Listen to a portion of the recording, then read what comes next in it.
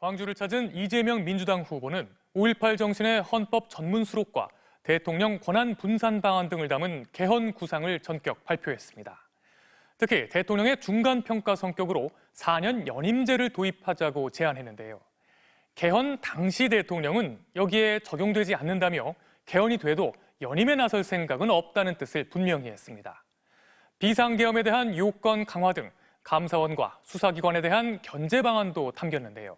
자세한 내용을 김지인 기자가 전해드립니다. 5.18 광주 민주화운동 45주년을 맞아 광주를 찾은 더불어민주당 이재명 후보. 5.18 정신의 헌법 전문 수록을 포함한 개헌 구상을 전격적으로 발표했습니다. 이 후보는 대통령 책임을 강화하고 권한은 분산하는 개헌이라고 설명했습니다. 가장 큰 틀은 정권에 대한 중간평가 성격의 대통령 4년 연임제와 민주적 정당성 확보를 위한 대통령 결선 투표제 도입입니다. 다만 개헌 당시 대통령은 적용 안 된다며 대통령이 되더라도 연임에 나서진 않겠다는 뜻을 분명히 했습니다.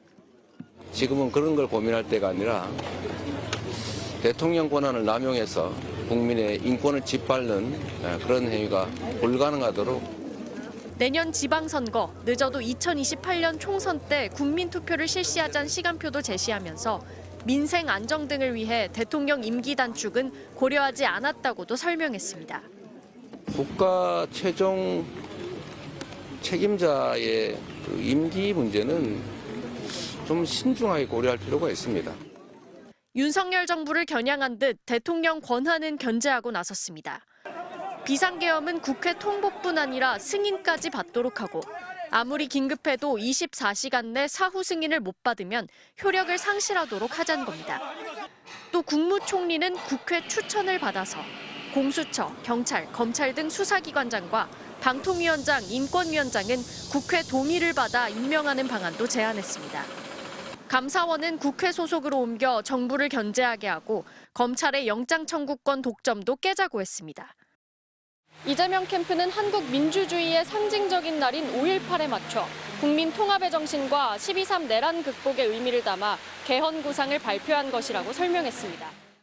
한편 국민의힘을 탈당한 뒤 이재명 후보 지지를 선언한 김상욱 의원은 새 당에서 보수 진보 기능을 다 같이 이루겠다며 민주당에 입당했습니다.